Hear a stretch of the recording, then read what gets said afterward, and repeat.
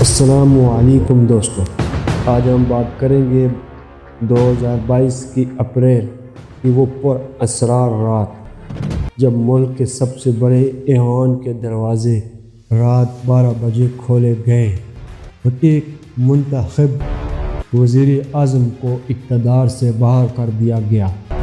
لیکن کہانی یہاں ختم نہیں ہوتی، اور وہ کاغذ کا ٹکڑا سائفر کیا تھا جس نے عالمی طاقتوں کی نیندیں اڑا دی؟ کیا عمران خان کو کسی بڑی سازش کا نشانہ بنایا گیا، یا ان کی اپنی ضد نے انہیں یہاں تک پہنچایا؟ چلیے آج اس ادھورے سچ کی گہرائی میں اترتے ہیں۔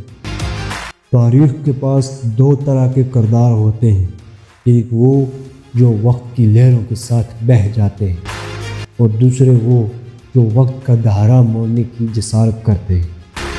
عمران خان اس دوسرے قبیلے کا نام ہے، ایک ایسا شخص جس نے زندگی کے ہر میدان میں ناممکن کو اپنا حریف چنا۔ آج ہم صرف ایک سیاستدان کی بات نہیں کریں گے، بلکہ اس نفسیات کو سمجھیں گے جس نے ایک گلوریس کرکٹر کو قید تنہائی کے اندھیروں تک پہنچا دیا، مگر اس کے اصحاب کو نہ توڑ سکی۔ عمران خان کی زندگی تضادات سے بھری ہوئی ہے۔ لاہور کے ایچیسن کالج اور آکسفورڈ کی چکا چوند، لندن کی ہائی سوسائٹی اور نائٹ کلبز کا گلیمر، یہ وہ عمران خان تھا جسے دنیا ایک پلے بوائے کے طور پر جانتی تھی۔ لیکن پھر ایک ایسا موڑ آیا جہاں اس نے زندگی کو ٹھکرا کر تصوف اور روحانیت کی راہ اپنائی۔ یہ تبدیلی صرف ظاہری نہیں تھی، بلکہ اس کے اندر ایک ایسا انتقام پڑ رہا تھا اپنے نظام سے، اپنی اشرافیہ سے۔ کیا یہ تبدیلی صرف ماں کی وفات کا صدمہ تھی، یا کسی بڑی منزل کی پکار؟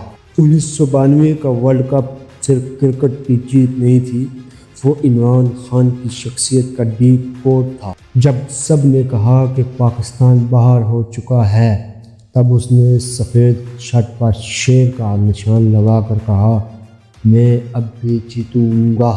یہ وہ ضد تھی جو 1996 میں سیاست میں آئی۔ 22 سال تک وہ شخص اکیلا کھڑا رہا۔ لوگ اسے پاگل کہتے تھے، اسٹیبلشمنٹ اسے سیاسی مسخرہ سمجھتی تھی، لیکن وہ جانتا تھا کہ موومنٹ کیسے بنایا جاتا ہے، اور یہ موومنٹ 2011 کے ایک تاریخی جلسے میں سامنے آیا۔ اور 2018 میں جب وہ کرسی پر بیٹھا تو اسے احساس ہوا کہ اصل طاقت کہیں اور ہے۔ یہ دور عمران خان کی زندگی کا سب سے بڑا امتحان تھا۔ ایک طرف ریاست مدینہ کا خواب تھا، دوسری طرف نظام کی وہ پوشیدہ دیواریں جنہیں گرانا اس کے اپنے بس میں نہ تھا۔ یہاں اس کی سیاست میں اسٹیبلشمنٹ کا نام شامل ہوا، لیکن جب اس نے اپنی آزاد و خارجہ پالیسی اور ایبسولوٹلی ناٹ کا نعرہ لگایا تو وہ طاقتیں جو اسے لائی تھیں وہی اس کے خلاف کھڑی ہو گئی۔